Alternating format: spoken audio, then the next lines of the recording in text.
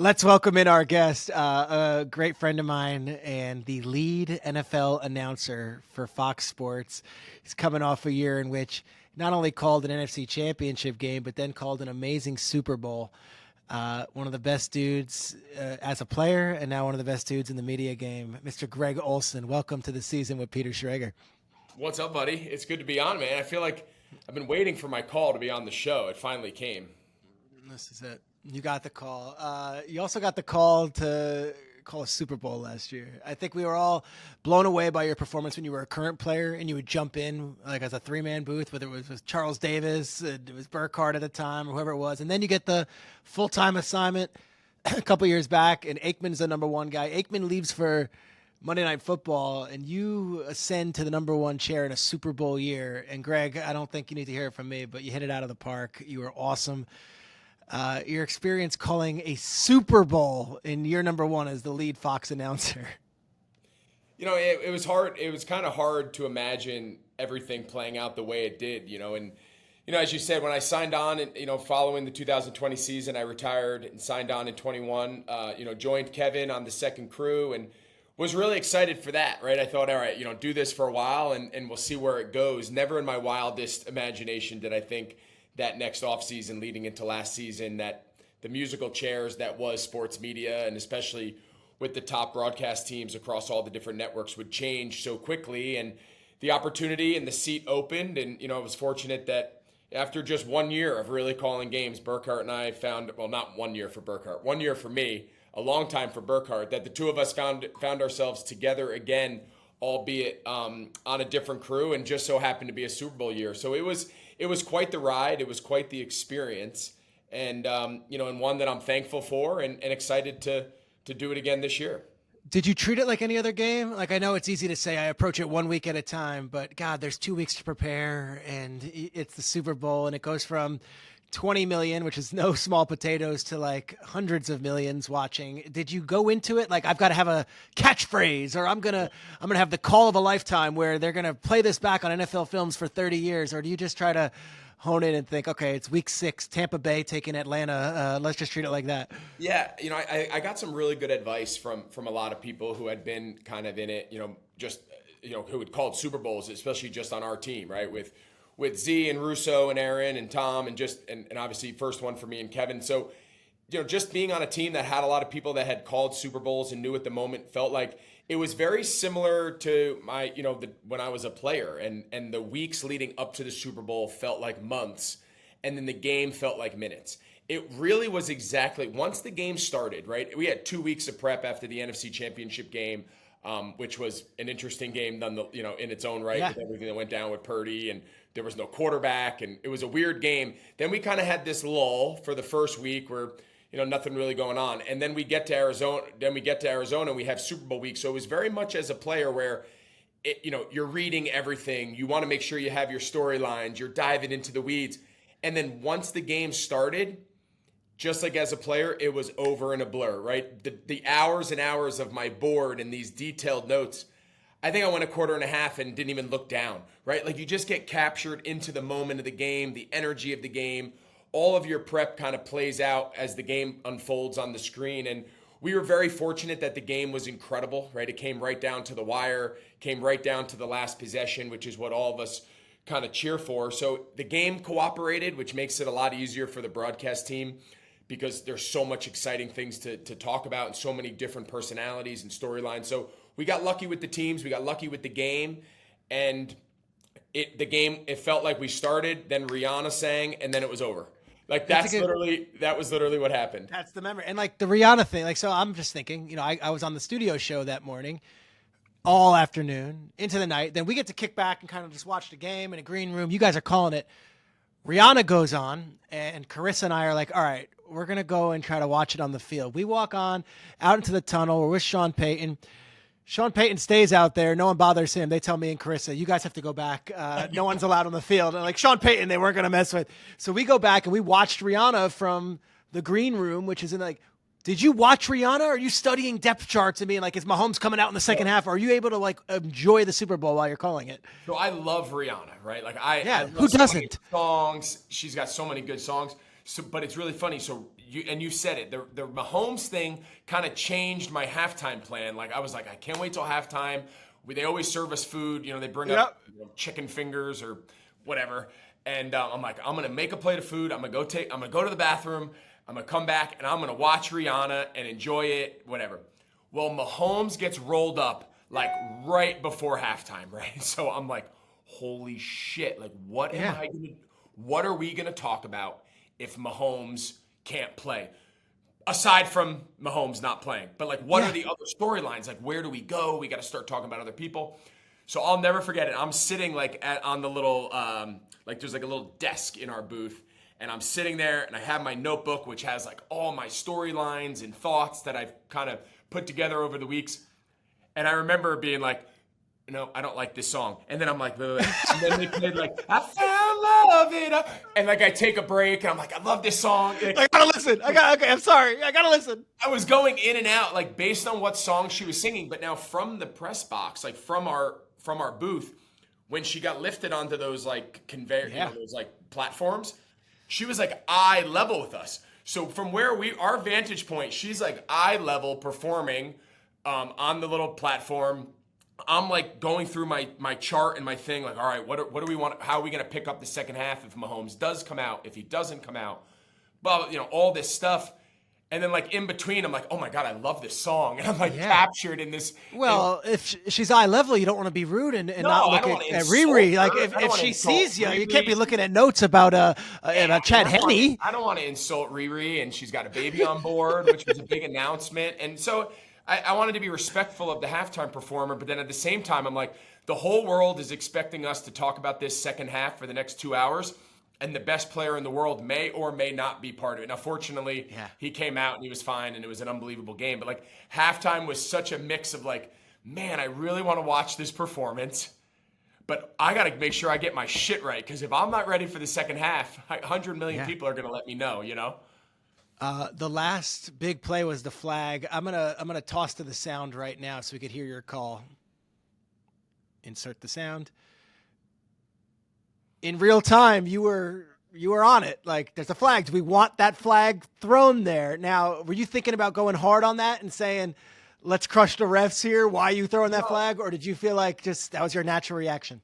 No, a lot of people are like, man, Olson's been waiting for that moment. I love officiating. Like I would joke with Mike Pereira and Blandino. Like I liked officials. I was not one of those guys that had a lot of issues with refs. And, I'm sure I had my moments where I argued a PI call or a whole, whatever. But I was never like an anti-ref. I've been on record. I think their job is extremely hard. I think if the average person went out there, they'd be like they were caught in like an interstate traffic jam. They wouldn't.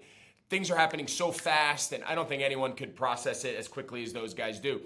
My point in the game, and there was no that's just what I felt in the moment. I think unless you were a Chiefs fan, the 115 million people watching that game would have loved to see, and all we are in the booth is fans, right? I don't give a shit who wins. Yeah. I want a great game. I want a game with some action. I want a game that unfolds, that allows us to really give a lot of fun insight to the fan, right? That's what we all hope for as, people that cover this sport.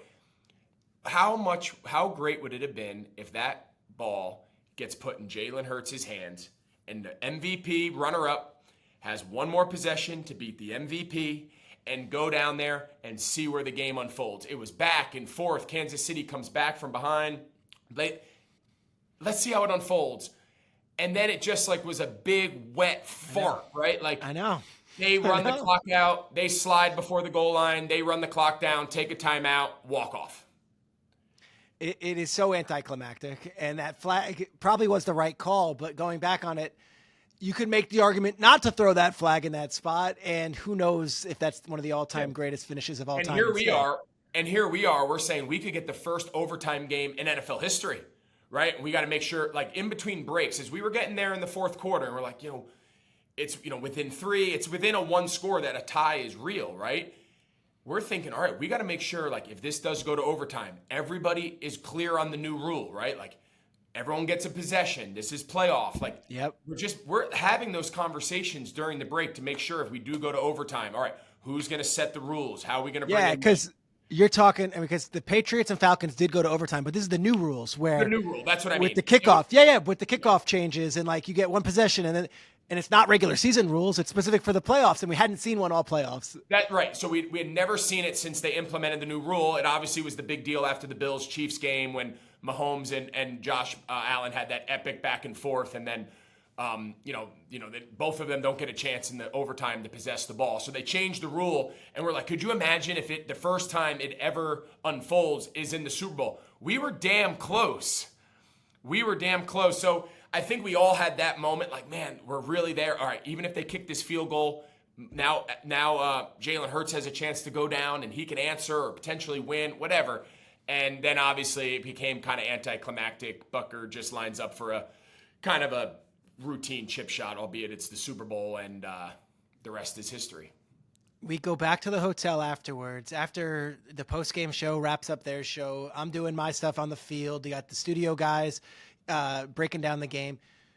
You and Burkhart take a ride back from the stadium to the hotel, and I'm going to put you in my perspective, my shoes. I get back, I go change, and there is a small little after party at the hotel. And they're like, anyone who worked on this today, whether you're behind the scenes, you're on camera, you're in the booth, you're in the studio show, why don't you come and let's have a few drinks. Fox is going to foot the bill, and let's just appreciate the season and this amazing Super Bowl that we've had. We all go there.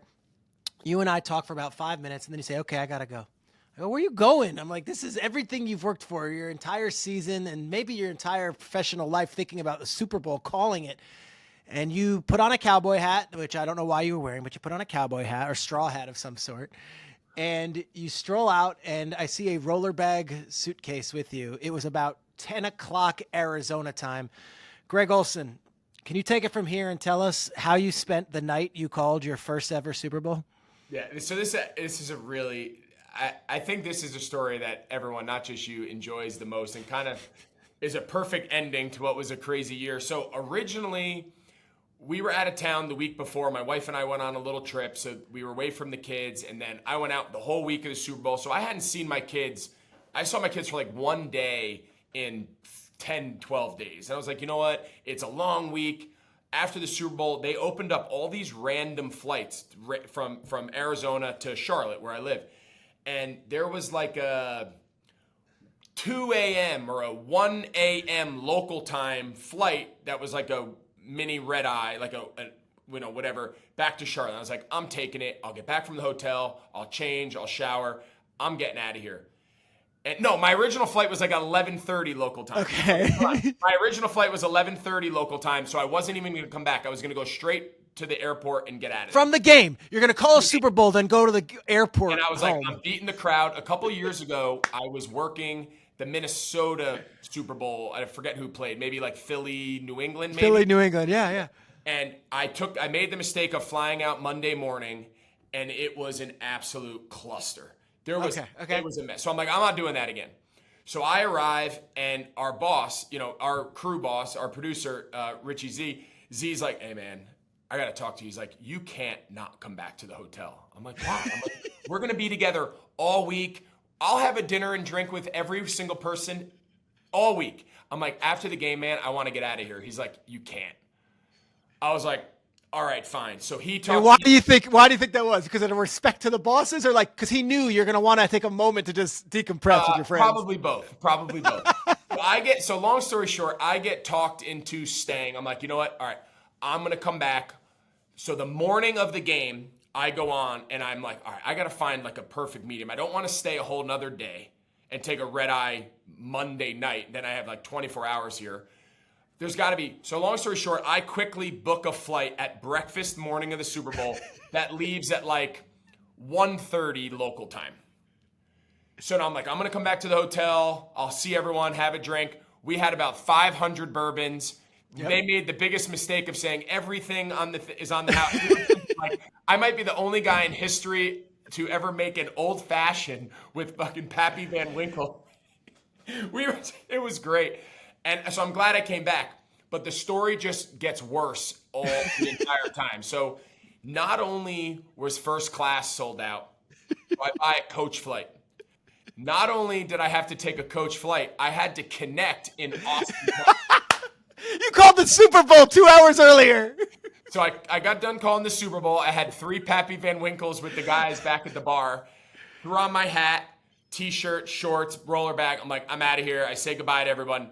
I go to the airport, but it won't let me check in for my second leg. So I thought that was weird. Like, it only let me go from Arizona to Austin, but then the 6 a.m. Austin flight to Charlotte, it wouldn't let me get my boarding pass. So I go to the ticketing agent, and I'm like, hey, it won't let me check in. Can you give me my boarding pass? She goes, well, Mr. Olson, your second leg from Austin doesn't leave till Tuesday. And I said, no. I said, I can't. She's like, I can rebook you, but I was supposed to be first class from Austin to Charlotte. So now, not only am I coach, I'm coach from Austin to Charlotte now because I booked the flight for 24 hours from when I was actually getting into. So I literally get on the plane, I put my hat down, and I'm like, oh my God, what am I doing? I fly from Arizona to Austin, get up, get off the plane, have like an hour, layover, get back on. I'm like in row 21C. I'm like fighting some guy. Super Bowl last night. And everyone's walking by and they're like, hey, nice job on the Super Bowl. I'm like, yeah, I'm the asshole that's flying home coach. Everyone else is out on private jets and shit. And I'm sitting on a private, I want to say it was like Southwest. I think it was, dude. I didn't want to call out any airlines or whatever, but like, if I'm not mistaken, the story that you told me was like, you're like, I'm on Southwest and I'm not in boarding group A. Yeah, it was the worst. Knowing that I was going to call that game, I couldn't have done a worse job planning my departure if I tried to. So I would say I have the most unique. I'll just say this, no one has flown home from calling a Super Bowl like me since like 1965. Exactly. And that was on like a Greyhound bus. Yeah. So to sum it up, from my perspective, you're drinking Pappy Van Winkle at the bar on top of the universe, 100 millions of people watching.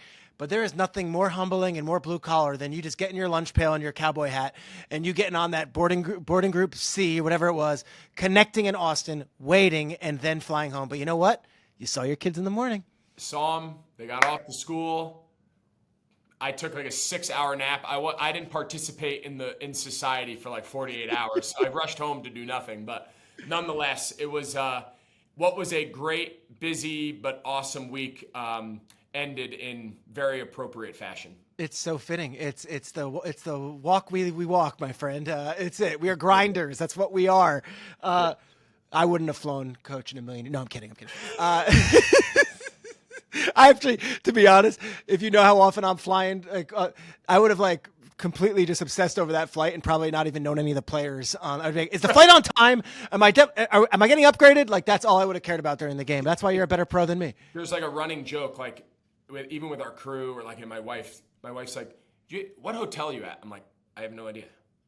I go where the itinerary is. Yeah. I was like, I don't know. I'm like, I land, I get in the car, and wherever the car drops me off, that's my hotel. She's like, where are you eating dinner? I'm like, I don't know anything. What time we heading to the game tomorrow? He's like, we're going to meet downstairs at 11. Yeah. I'm like, done. He's dialed in. He's got the restaurant. He's got the gluten-free options. He's got it all. Got it. I always say I don't bog myself down with the details. Yeah. Big picture guy. Big picture. One more on that one, like before the game, because I always say this. I have the honor every 3 or 4 years, whenever Fox is a Super Bowl, we get a credential and we're able to be on the field before the game. And I like taking a nice long lap and just soaking it in and being like, this is a once in a lifetime experience that I get to experience and I'm not going to take it for granted. Did you get that moment at the Super Bowl? Were you able, I know you said Rihanna was performing, but did you get a chance to enjoy the experience? Well, I actually have another amazing story it's amazing. Like when I keep telling these stories, people are like, it's amazing this guy can hold down a job because he's a disaster. So me and Burkhart all week, we know that we have a hit with the pregame guys at whatever time. So we go down, so they bring us downstairs. We go up to the booth, we get set up, and they're like, hey, we're going to bring you downstairs, I don't know, whatever the time is locally. And they bring us to the green room, where all you guys are down for the studio. And eating caviar, and yeah, it was pretty nice. You guys get treated. I'm eating chicken fingers and stuffing my face with Jersey Mike sandwiches. You guys are eating filet mignon. So me and Burkhart get escorted down by our guide, and we're sitting in the green room watching that pregame show. And we finally, after like a hectic morning, we're just like kicking back. They do our makeup, and we're just sitting there. All of a sudden, Burkhart's phone starts blowing up, and it's Rich Russo, our director. He's like, "Where are you guys? You're about to miss your hit." And we're like, holy shit. So we grab our jackets, we run out of the green room, we get to the entrance to the tunnel. The players are taking the field like in pregame. Yeah. They don't let us pass security. Yeah. So we're like, no, guys, like we're calling like, the game. We're like, we don't have care. to be on the pregame show in like 3 minutes. They're like, I'm sorry, the tunnel's closed until the players get back to the locker room. We're like, no. So we're like we're like those people like trying to talk their way into the bar, the like, nightclub. Yeah. No, I'm somebody. Johnny. I'm somebody. Yeah. Yeah, the Johnny, I got him. He told me I have a table. So we now get out to the field, and there's no leisurely. We don't get the Peter Schrager leisurely walk around. We take off in a full-on sprint, but we don't know which corner of the stadium the hit is. Long story short, we make it to wherever the hit is. They come meet us. They give us our IFBs. We're putting them in our ear. I plug it into my pack as I'm walking to my spot. And it's like, and now down to Kevin Burkhardt and Greg. We walk into the shot as the second it gets tossed to us from Kurt, or I forget. And I don't even know what we said. Yeah, I'm in a full sweat. You're there though. You made it. We go off of our hit. We look at each other. We're like, well, that was a horrible way to start calling the Super Bowl because we almost missed our pregame hit. So no, my pregame was not as leisurely and as. I'm like smelling the grass. I'm in a full sweat. I can't even see straight. I'm like, oh my God, I just ruined the Super Bowl because I almost missed my hit. Can I share my pregame story? I've got so many, and I feel like I didn't get a chance to tell this on the podcast. You'll appreciate this. So I'm walking around with Peyton, Woodson, and Vic. Now, we're the secondary pregame show, obviously. We're not Howie, Terry, all those guys. Those guys are working. We are done for the day. We have about an hour until the postgame, so we have a chance to just walk around. And now Sean Payton's likely a Hall of Fame coach when he hangs it up. Charles Woodson, one of the greatest football players to ever grace a field, and Michael Vick, a cultural icon, and me. So we're walking around, and there he is, Jay-Z. Jay-Z is staring us right in the eye. And I'm like, how is this going to go down? First thing he does, he grabs Charles Woodson, brings him in for a giant hug. Then Michael Vick, giant hug. Then Sean Payton, giant hug. Then he locks eyes with me, and he gives me a hug, and I'm like, okay, I'm in. Then he goes, let's get a picture. All right, I'm in. Jay-Z then positions his body in a way where he can grab 3 different folks with his arms. And I knew my place. I quietly drifted out of this photo, and the photo is taken of Jay-Z, Woodson, Vic, and Peyton. And I am like so sheepishly just slinking out of the photo, but like also know that there could be some cultural relevance. Should I get in this photo? Should I slide back in? And I'm like, do I slide back in? I sat out the photo, and I did not make the photo. And sure enough, the photo goes viral. Now, a minute later, this is where I get my redemption. A minute later, Gordon Ramsay walks by. Gordon Ramsay, I don't know if he knows football. He might think I'm Joe Montana, but he sees I'm with Fox, and he sees me with all these other guys, and he sees Sean Payton, and then Gordon Ramsay comes over, and Gordon Ramsay's like producer is like, why don't you 3 get in a photo? And it's me, Peyton, and Ramsay. And sure enough, Gordon Ramsay from his Instagram feed with 100 million people is like Fox NFL Super Bowl crew. And it's me, him, and Sean Payton. So Jay-Z, I didn't want to be in your photo. I got in the Gordon Ramsay photo. Let's go. All I can picture when you're telling that story is that Key and Peele skit where he comes down off the podium and he's like giving everybody hugs, but then he like shakes the random white guy's hands. Like that was you. That was me 100%, and I knew my place. The only thing that would have made that story worse is if he handed you his phone. It was like, hey, seriously, can you take it? I've had that happen plenty. That would have been worse. I've had that. Trust me, Greg, I've had that happen. All right. Now we turn the page, and it's like the come down from the Super Bowl, and there's nothing more humbling than your first game back being assigned Saints-Texans preseason. How'd that go? You know what? The prep for it was a little challenging, a little daunting, especially when we talked to Dennis Allen, and he told us that literally no one's played.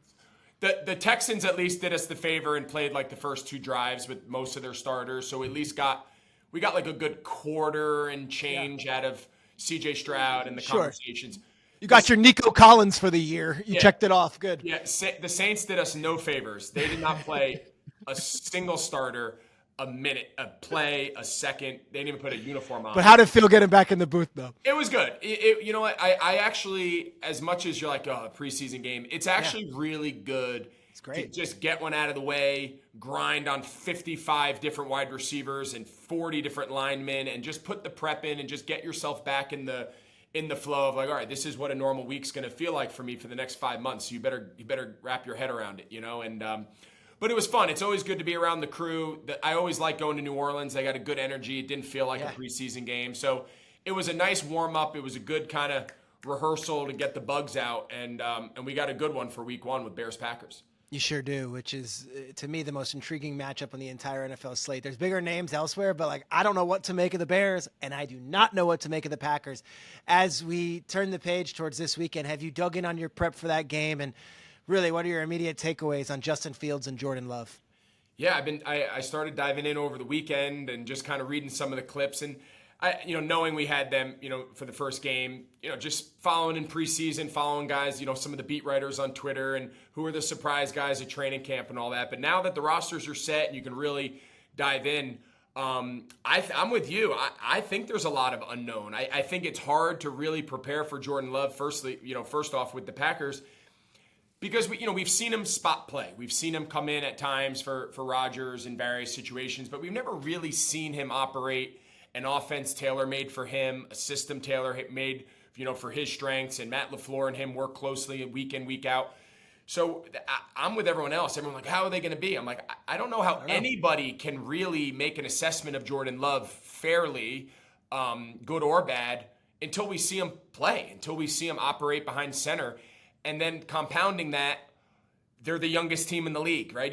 I was just spending some time with both the Bears and the Packers roster, and they got some vets at the offensive line, and on defense they got a lot of vets returning, a lot of names that we're all familiar with, Kenny Clark and Rashawn Gary, hopefully coming back healthy from his ACL. But on offense, it's Bakhtiari and some offensive Elton Jenkins.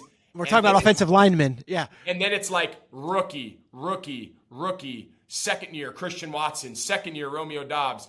They got the vet running backs, but it's kind of a funny team. They either got veteran guys at offensive line and running back, and then everyone else is first and second year at all the rest of the offensive skill. So I think there's a lot of interesting storylines for the Packers. And then the Bears, their roster looks more like an NFL roster now, at least on paper, than it did. And I think with DJ Moore on offense and investing in a top 10 pick at tackle, and Nate Davis, they invested him in free agency. They got some dudes. They got some guys now on offense to hopefully help Justin out a little bit. And I think they're going to be better. And again, how much better, I don't know. But obviously all eyes are on the two young quarterbacks, and that makes it for a fun Week 1. I said it on the show today on Good Morning Football that it feels like a case study almost of nature versus nurture. Justin Fields was just thrown out into the fire, and for 2 years was just under siege. And it's like, all right, you've got 2 years under your belt. It's year 3. You've seen the as dark as it can get. You've been there. 10 straight losses last year. You've done it. On the other end, Jordan Love's been sitting on the bench and watching and having this really nurtured, and I wouldn't say coddled, but that is the dream situation, that you get 3 years to learn an offense and 3 years to grow. And then he's almost been in a lab for 3 years. And it's like, okay, it's one situation, which is a philosophy of throwing the guy out there, and the other philosophy is let's let him learn. And this is the most extreme sense. I'm curious to see who comes out and who's got jitters to start. Yeah, I think it's such an interesting topic because it's really what everyone talks about, right? Mahomes, Mahomes sat. So if Mahomes sat, everybody should sit their rookie year. And I'm a big believer that if you're going to be good, you're going to be good. And if you're going to be shitty, you're going to be shitty. I personally think we use these anecdotal examples based on whatever you think to support one way or another. I think Patrick Mahomes was going to be Patrick Mahomes, whether Andy Reid played him week 1 of his rookie year or he sat behind Alex Smith and then eventually took over. I think how Justin Fields ends up his career, whether he went through the fires of playing as a young kid, he didn't technically start game 1. He took over for Andy Dalton. You could say, in essence, started as a rookie because it only took a couple weeks. His career, in my mind, is going to be the same. It's all about the structure. Who's the coach? What do they surround him with? Whether they surround you with a good system and good supporting players day one as a rookie, or in Jordan Love's case, year 4, I think your career is going to be what your career is going to be regardless of when the journey starts. Interesting. I think we see so many examples. Cam Newton played day 1. That was on your team. I was going to mention him, and that was with Ron in his first season. Right. So do I think Cam Newton's career would have been better or worse if he waited till year 3? I don't. I think his career was the great career that it was. He was going to have a great career whether he started game 1, game 6, or year 2. Same with Mahomes. His career, he was still going to be the same player as long as Andy Reid was his coach and the system, and he's the player that he is. I just believe in all my heart, like, we make too much about this guy was only good because he sat. This guy was only good because he played game 1. I really don't think a lot of that is as important as everyone makes it out to be. In your research, can you give me one nugget on Jordan Love that you have found that I don't like? Because, like, we did a test in our show where it's like, if I show you a silhouette of these young quarterbacks throwing, can you identify it? And we went 0 for 4 on Jordan Love's throwing motion. He played one game against the Chiefs where his mom and dad were sitting in the 90th row at Arrowhead. I remember that. And Jordan Love looked terrible that game and looked ill-equipped. And then we've heard great things this summer. Like, is there one thing you've learned in doing your weeks of research leading up to this game that you could share with us? You know, I think I'm like everybody else. You know, everything you read, and whether it's fair or unfair, it's just the nature of the beast. Everything you read is him at this stage versus Aaron Rodgers. Aaron Rodgers' first year starting when he took over for Favre. Okay, what does that mean for Jordan Love taking over for Rodgers and kind of passing that torch? So, like, he's going to operate right now in that world. Whether it's right, wrong, or indifferent, it doesn't matter. That is the reality when you follow a guy like Rodgers, just like it was for Rodgers when he followed Favre. You're not going to escape that. I think the thing that I'm most curious about is, like, I know Matt LaFleur kind of, or the GM kind of like downplayed this idea. Yeah. But I think for the first time, Matt LaFleur's offense now in Green Bay is going to be Matt LaFleur's offense. Mark Murphy's the president of the team, and he speaks. I always listen because it comes from the top. And he said, we're going to see what Matt's offense looks like for the first time. And that was taken as a slight of Aaron Rodgers. Like, he didn't run LaFleur's offense. No, Rodgers gets in there, it opens up a world of possibilities you can do. This is the offense that Matt LaFleur was planned to run, where the quarterback is just going to operate it and not audible out and do his own thing. Yeah, it's going to be more reminiscent of Shanahan's 49ers, McVay's. You know, even though when Stafford got there, they kind of evolved into a little bit of a different iteration of that offense. But, you know, maybe the Jared Goff version of the Rams offense where it was really the system and operate within it. I think we're going to see that really for the first time since LaFleur's come in. And that's not a knock on anyone. I just think that's the nature of when you don't have a Hall of Fame quarterback and you have a young kid. Okay, now we hired Matt LaFleur because of his offensive creativity and his mind and his system. Okay, now it's going to be more on the forefront because he doesn't have a Hall of Fame quarterback who had done it at a high level, you know, for over a decade before he came in. It makes sense for Aaron Rodgers to do things he's comfortable with. You don't just come in and revolutionize a player like that and make him change his game. So I think that's going to be interesting. But I think everything we all know is a very small sample size, which I never try to judge anyone by their best game or their worst game. So in a guy like Jordan Love, you really don't have anything in between. And I really take everything that comes out of training camp with a grain of salt because every single player in training camp has the best training camp they've ever had. They look amazing. Yeah. So that's it. I'm really not really making any big predictions as far as Jordan Love goes because he's wildly talented, he's athletic, he's big, he's strong, he's got all the measurables.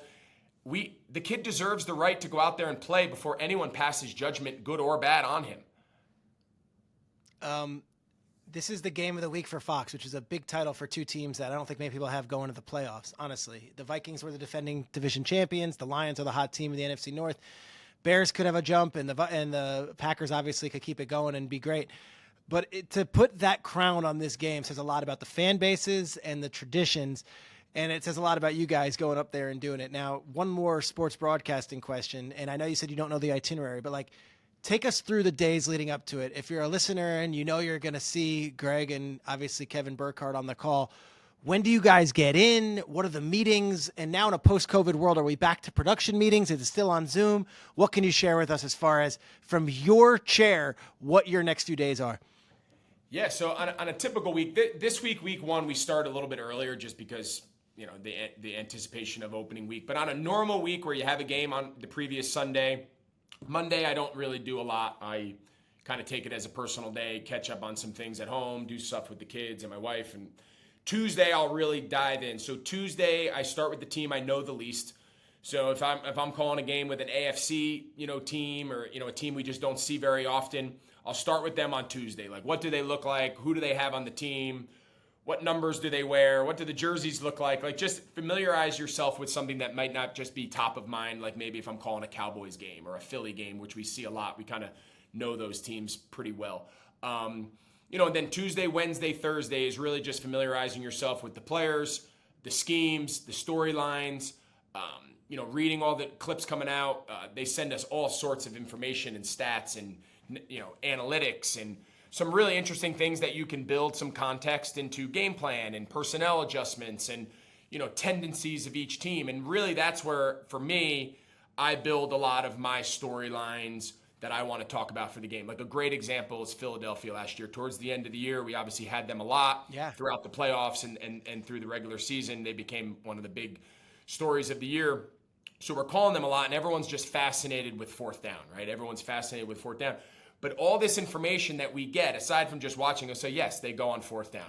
Everyone in the fucking world knows that. Like that's not insightful. What can we add? What can I, perspective-wise? So thankfully, the Fox researchers and the team, they send really, really good data that dives into all the tendencies and the percentages and all that. Not that any of that would make the roster, would make the broadcast, but through our prep of the week and my conversations with Kevin, some of our best conversations come from those midweek calls, right? And I'll call Kevin and be like, Kev, how can we in the middle of the game, everyone's talking about them going for fourth down.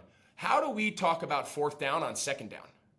How do we talk about fourth down on third down, saying, hey, Kev, it's 3rd and 4, ball's at the 42-yard line. We will know whether Nick Sirianni's going for it on fourth down based on what call they have here. And Kevin he's like the master at like setting all that up. And he leads me right into it and say, Kevin, if they turn around and hand this ball to Miles Sanders, and they're they're going for it on fourth down, because if not, they would attempt to pass. So to answer your question, like our midweek conversations as a crew and emails, and Kevin and I spend a lot of time just talking things through. Sometimes the things we talk through don't ever make air because it sounded great on Tuesday, and come Saturday, it just didn't make any sense. Totally. But like that's one example. Like those cool conversations, those moments that align on game day that just really work in the broadcast, really just come from a week of throwing things against the wall, reading between the lines, the context, the articles, and trying to say, like, how can we take this conversation maybe deeper to the viewer than just give them the surface level context. They go for fourth down 3 times more than the other team. Like no one gives a shit about the stats.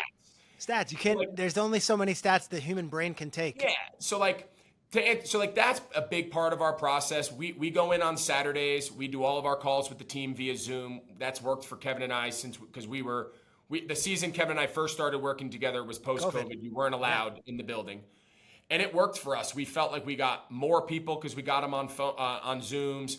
We felt like they were very open. It worked for travel. It worked for our schedule. So we've kept it. It's worked great for our team. And we go to a group dinner on Saturday night. We have a production meeting. We get together. We kind of put all the final touches on the broadcast plan. And then Sunday morning we get up and let the game unfold. All right. These are the inside the weeds questions. The group dinner, is that out at a restaurant or are we eating in the hotel banquet room?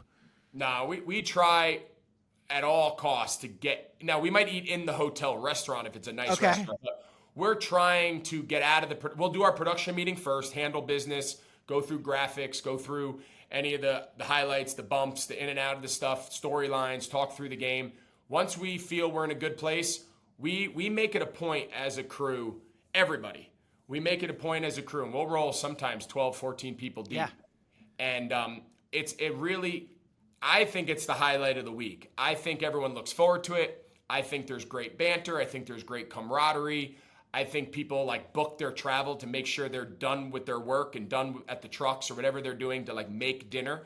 And I just believe in that. Kevin and I have really tried to make that a point with Aaron and Tom, and everyone's bought in. And Aaron usually kind of spearheads where we go a lot of times. Nice. She has great contacts. She knows a lot of good restaurants around around the country and whatnot, or everyone kind of chips in where they have a insight. And it's a highlight of the week. We love it. It's a good way to kind of start off the weekend, and then we know Sunday morning we wake up, we get ready to roll, we go to the stadium, and game time.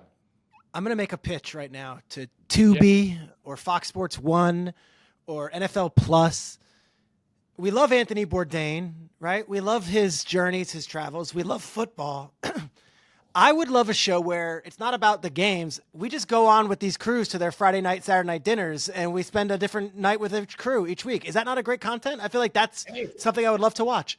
I think people would love to see. Our dinners are a lot of times are hysterical, and we get great stories, and just I think it's great. We try to go somewhere different. We try to go to good places and try new things. And I'll be honest, it's really a highlight of the week. I think it's something that everyone really looks forward to. And I think it's a great idea. I'd be happy. I think honestly, it's like for years, I would come in for Fox on the Sunday pregame show, and I would just eat at the hotel, and maybe I'd get a drink with Woodson at the hotel. Last year, Sean Payton spearheaded it. He's like, let's go out on Saturday nights. Let's go out, not too late, but let's go out. And that's where the camaraderie forms. That's where the chemistry forms. And I think it led to a better product on air. I definitely think. And we have some of our best, we cover a lot of topics at these dinners, right? But I would say some of our best ideas that have made air and made the broadcast come from just impromptu debate, impromptu arguments, conversations, whatever you want to call it, over a crab leg, over a steak, over a bourbon. Once everyone feels comfortable that they can be a part of the conversation, and this is not just 3 or 4 of us that run the show and everyone else shut up. Like, this is a collaborative event, right? This is a collaborative crew. We are open to all and any suggestions. And some of our best conversations that Kevin and I have gotten on air, or stories that Aaron and Tom have shared on a sideline hit, have come from just an organic conversation at a dinner or casually in a social environment where it's like, guys, that would be great conversation to have tomorrow, in the second half if the game's out of whack, or, whatever it is. And sure enough, sometimes, not always, but sometimes it lines up, and that dinner conversation makes its way on air with maybe a few more PG related language. Yeah. All right. This is awesome. We're going to do a quick exercise right now. I like always having fun with a guest and do like a game of some sort. And as if we're previewing the entire season as a whole and knowing that you've got a full Fox slate ahead of you with the A game, I thought it would be fun to do an exercise with you where we're picking 3 different breakout teams each. Now, breakout could mean anything, but a team that shows great improvement from last year. And it might not necessarily be a playoff or non-playoff team, but every year we know that there are teams that go from the bottom to the top, and there's so much parity. We're going to do a little draft. You're going to go first. Give me your first breakout team out of all the 32 that you think is going to make the leap this year. I think a team that comes to mind right off the bat that I think their record was worse than maybe how they were, so they probably have the most built-in equity as far as the upside, would be a team like New Orleans. Okay, right? go on. I think the Saints, obviously adding Derek Carr makes a big difference, but I think they were better than their record was last year. Their offense was horrible, but Michael Thomas, the injuries to him, if he's back, anything like, you mentioned, we were with them 2 weeks ago for the preseason game, and they're raving about what he looks like. So let's hope that's true and that's the case. They get him back. I know Kamara is going to miss a couple games. They say he looks good. He'll be back. They should be, even if they're just marginally improved on offense. Their defense last year, down the stretch, the last 10, 12 games, I remember, was one of the best defenses in the league. They were giving up 16 points a game and losing. So, I think between just resorting back to the mean of just even if they're just okay on offense, that's an improvement. If the defense just holds serve and stays top 10, not asking them to make a huge leap, just be what they have been. And then you factor in the division is going through a little bit of a rebuild. There's new quarterbacks everywhere. Carolina's got a rookie. Atlanta still figuring out what they want to do, Desmond Ridder, whatnot. And then Tampa, obviously, with Baker, replacing Brady. Their schedule is very easy. I don't think they play it. I think they play like one playoff team in the first, 7, 8 games.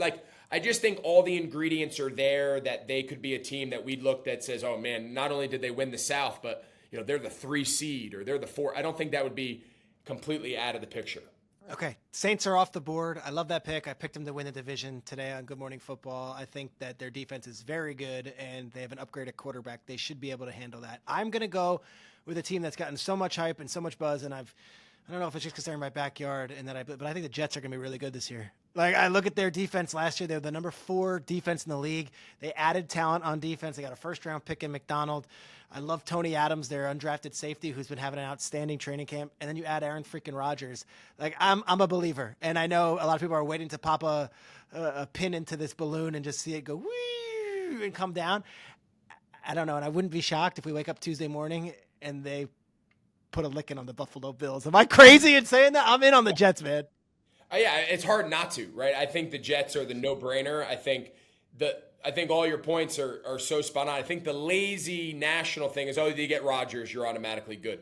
I don't think people realized how good they were last year. They went through some injuries. They lost Breece Hall, the running back. I mean, we called that game when no one gave them a shot, and albeit the Packers weren't maybe the Packers. But they went into Lambeau and won. They went into Lambeau and didn't just beat them. They beat them soundly. We walked out of Lambeau that day, and we were like, I don't know what the Jets are going to accomplish this year, but they're young, they're athletic, they're aggressive, they're talented, and they're and Robert Saleh is a damn good coach. So I think I'm with you. I think the addition to Rodgers is the obvious choice, but I think aside from him, it's a good team aside from Rodgers. I've got the Jets winning the division. That's how bold I'm. Wow. All right, Greg, your second team. What do you got?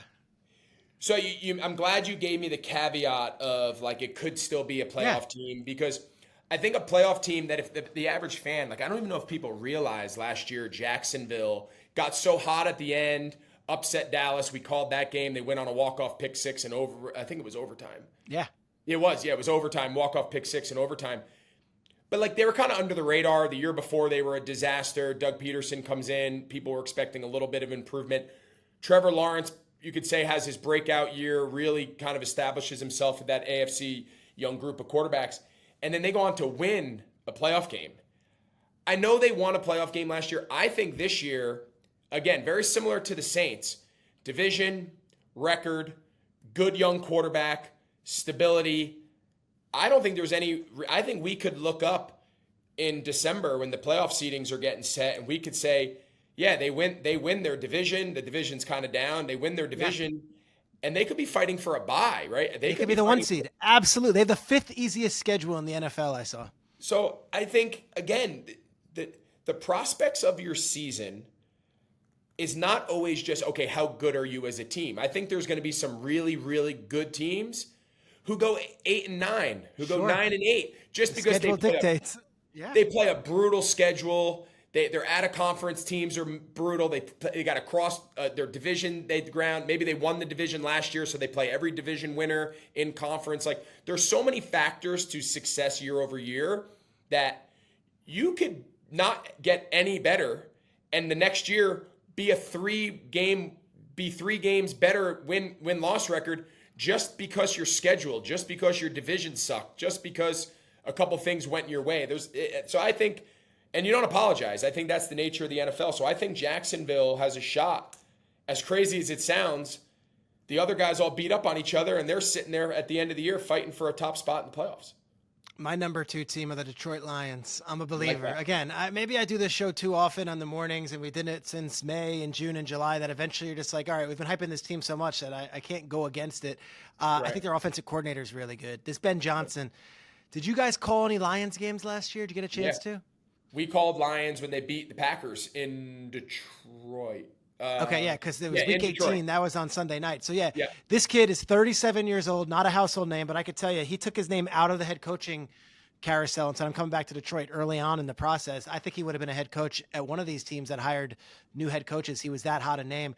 I think week 18 was like his coup de grace with calling hook and ladders and crazy stuff in the fourth quarter. Yeah. I think he's awesome, and I think their defense has gotten a lot better with Campbell and Branch, and they went and signed Chauncey Gardner-Johnson. Like, I've got the Lions winning the NFC North. I think they're going to be hosting a playoff game.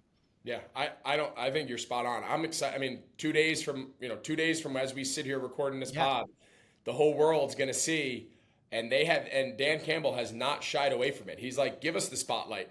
He's like, for the first time, and I I thought it. I heard. I forget where I heard him say it, but I thought it was so cool. He's like, people were asking him, "Is it hard to have expectations? Is it hard to shoulder like for the first time in a long time?" And he's like, "Hell no." He's like, "You know how hard I've worked for us to have expectations? Like, when you go into a season with no expectations, that means you've been a failure."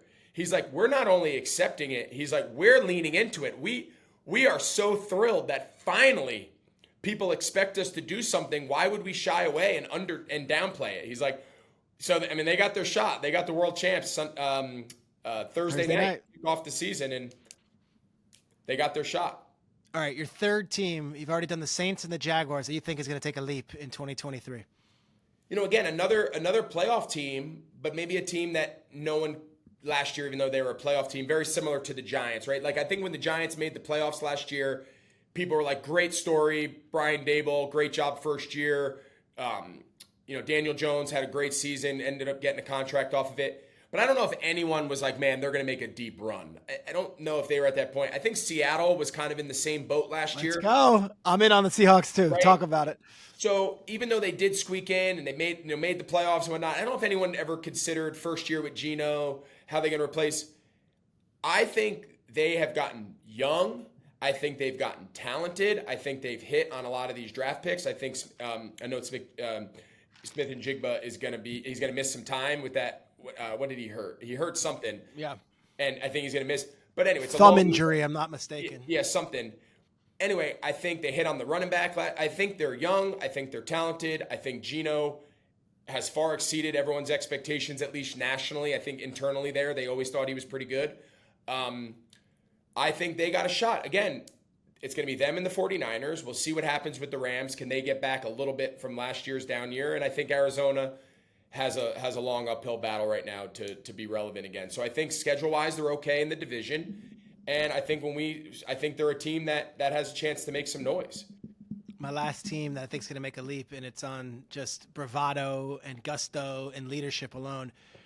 I'm going the Broncos. I know they play a brutal schedule. I know the AFC West is not getting any easier, but like I'm a Hackett guy as far as X's and O's go. Clearly it didn't work. And now you put Sean Payton, which is such a cult personality. And again, I'm biased. I watched the man for a year as my colleague on a show, and I saw how he operates. He's a genius, a beautiful mind when it comes to football. And he's one of these guys that doesn't stop. He's also a late guy. He's not into the office at 6 a.m. He's in the office till 2 a.m. And that's where his mind is festering, and he's coming up with creative ideas. I just think on Sean Payton alone, this Broncos team is not going to be any worse. They're going to be at least 2 to 3 games better. And I think they might be fighting for a playoff spot. Yeah, I agree. I think we saw the worst of Russ last year. I think he has too much pride to allow it to happen again. I think that team, again, was better than their record. They had between injuries and poor play and dysfunction, whatever you want to call it. I think, again, like certain teams, there's like an equity built in that last year, if like a couple things, they're a 2 or 3 win better team than they were the year before. So like you almost carry that over with you. And it's, then it also works on the other way, right? Like I think a lot of people are saying Minnesota, you go 11-0 in 1-score games. How realistic is that? Although I thought Kevin O'Connell did a great job. We called their playoff game against the Giants. They were a great story, but equity could work both ways, right? I think some teams have upside equity built in, and I think some people have a little built-in depreciation that can we expect every bounce to go your way again? Yeah. I don't know. I don't know. I think that's what makes every year so exciting. So excited to see you on Sunday. Again, I will reiterate, this is a great idea that we have come up with. This is Anthony Bourdain meets John Madden meets Guy Fieri meets Gordon Ramsay. It is going to be, I think we pitch it to like Bill Richards and Joel Santos and Skip, their amazing like cinematographer. And we say, just pick a random crew and you follow them and you just eavesdrop on their dinner. And we throw that up on Tubi or FS1 or FoxSports.com. Greg, are you in it? Can we executive produce this thing? Make it work. Executive producer, Peter Schrager. That's it. I'll take it. Add that to your list of jobs. Yes, we will take it. Greg, good luck on Sunday. Thank you so much. Really quick before we leave, can you talk about the amazing work you guys are doing in Charlotte and how the foundation's going and all the latest there? Yeah. Well, I appreciate. Yeah, it's going great. We are very passionate. I actually just spoke at the World the Congress of Pediatric Cardiology, which is like a world summit. It was in Washington D.C. last week. So I was actually out there. So it's something that we live with, something that we live and breathe, and with our son TJ and what he's been through. But we take a lot of pride in our foundation. It's called the Hardest Yard. We launched a pretty extensive program here in Charlotte, both inpatient, outpatient, new heart center that we were able to help build and whatnot. So we actually just branched to our second location down in Charleston at MUSC Children's Hospital. Awesome, so we were able to expand to a second, so we get a little more regional kind of footprint. So it's something that we love. It's something that we're very passionate about, and our goal is to try to make the path of a lot of people that find themselves where we were 10 years ago have a little bit of an easier path than our son did. And if we do that, then mission accomplished. But it's something that we love doing, and we take a lot of pride in. I appreciate you letting me talk about it. What a blessing. Dude, thank you. Good luck on Sunday. I'll be rooting you on all season. And, of course, right, the listeners here have gotten to know a different side of you that I think they'll enjoy. And you and Kevin are going to kick ass, and send the best to Roos and Zions and Aaron and Tom, of course. I will, buddy. It's always good chatting with you, man. Thanks. Awesome job.